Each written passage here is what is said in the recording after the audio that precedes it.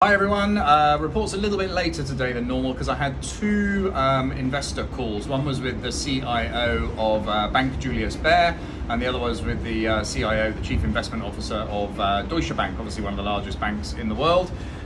So I got a whole bunch of notes from those meetings, which I will run through briefly now. But basically I think the key thing that they were looking at is obviously there's been a lot of stress in liquidity, a lot of stress in the big sell-off that happened. But there is a consensus with both of those banks that the kind of forced deleveraging, this is where people have to sell their shares because they had leverage against those shares, and effectively that it's like the bank repossessing your house. So those are forced onto the market in quite large numbers. That forced deleveraging has now finished. And so from a stock market perspective, they basically see this now as a functioning market. So by a functioning market, they mean that we can now get back to risk on, risk off. So people taking risk, people coming back off risk. That means that there's still going to be volatility as people try and find the right prices for assets and they try and figure out what's going to go on in the longer term. There was also an interesting graph that Deutsche Bank pointed me towards, which is actually if you type in LQD into Google or LQD space US, it shows you the graph for a liquidity ETF. And that's just really interesting to show the liquidity squeeze that happened and then the impact of all the monetary and fiscal stimulus that's been poured on by central banks. So basically the consensus was that central banks have done enough and governments have done enough, and we can see that manifested in that kind of rally in equity prices and the return, I guess, to what they would consider a normal market. So we'll still have volatility, we'll still have challenges with the market, but it's kind of more normal. The question then is, when do you get back to normal, and what does normal look like? And of course nobody knows this, but everybody's taking their kind of best guesses at this. And obviously each country's GDP composition is very, very different. So in Germany, for example, it's heavily manufacturing based. In Spain and Italy, there's a huge tourism component. In the UK, there's a lot of finance and insurance businesses. The US is 70% consumer driven. So in every economy, there's going to be a very different set of impacts from this.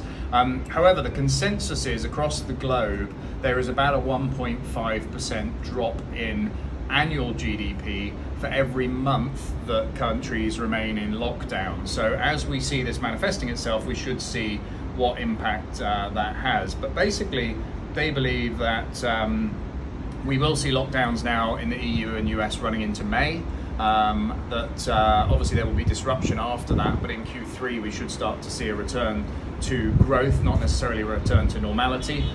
People are saying, well, yeah, but if you go back to work, there's a second wave. I think people are misunderstanding the purpose of the lockdowns. The purpose of the lockdowns is not to stop the spread of the disease, it's to slow down the spread of the disease. So the curve basically under normal circumstances would be very, very steep, which means that hospitals get overwhelmed and lots of people die.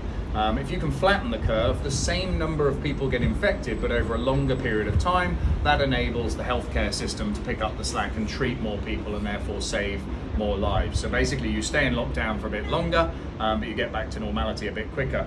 What was another interesting fact that came out from the Deutsche Bank call was just the China roadmap. So the China roadmap is 62 days after Wuhan was closed down, it's now reopened. In fact, it will be fully reopened by the 8th of April, but for now you've got restaurants, shops, international travel has been reopened, and all the kind of key things are starting to get back.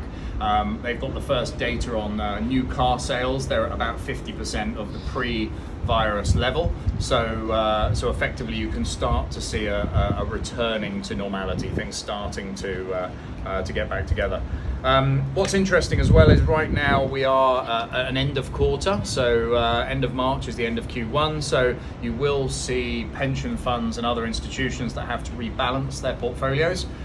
So this will see extra liquidity and extra market activity as they reposition. So there's a lot of funds which just have a mandate to have a certain exposure in equities, a certain exposure in bonds, and they will have to reposition that based on equity prices. So you will see quite a bit of volatility around that month-end, quarter-end rebalancing that's going to happen. The other point that JuliusBaer made was that you have to treat this more like a natural disaster in terms of market impact, and that there was the market dislocation that we've seen around other natural disasters, and obviously that dislocation now is starting to get resolved because of the fiscal and monetary policy that's been put inside. Obviously real estate has not been hit because we've got very low interest rates, mortgage-free periods, encouragement to pass rental income, rental holidays onto tenants and things like that. But basically, I mean, if property caught a cold from the back of this, it could be a spiraling descent. Commercial property obviously has some systemic issues. You were getting a lot of vacancies before this anyway. Now I think people have figured out they can work from home. That could be a longer term trend that could cause lots of problems. Interestingly, they also said that we won't be back to a new normal after this. So more and more developed nations, so the US, Europe, etc., are now going to adopt a more Japan-style model. And the final one was, they're saying stay invested, focus on quality, don't try and time the market. If you try and trade the market, you can lose a lot of opportunities. They gave a great example, which is if you invested $100 in 1991, it would be worth $750 today. So $100 in 1991 is worth $750 today. But if you were uninvested for 5 days of that entire period of time, so if you missed the 5 peak days, if you like, the 5 biggest rallies, that 750 becomes 420.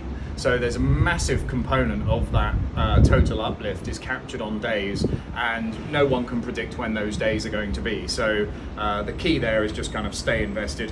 The areas that they felt that you should focus on would be China, because obviously it's the first to recover and it's doing interesting things. Digital health, because more and more people are going to accelerate the move to digital health solutions now, and then volatility-based stuff. So I've talked about this before, fixed coupon notes, IT, infrastructure, that sort of stuff. And also when we come out the other side of this, ESG was a trend before we went in, which is environmental, social and governance. JuliusBaer feel that's going to be an even bigger driver now as people really retrench their core values around family, the environment, and doing good in the world, basically. So he thinks this will be a good recalibration of kind of human instinct and the way we invest in stuff. So I know lots of people always want small business advice and things you can do in your business right now. I do a webinar every Monday. We did one last Monday. You can find the recording for it. There's another one today at 9 p.m. Singapore time. If you come onto that webinar, I'm asking questions about how you can specifically work in your business to,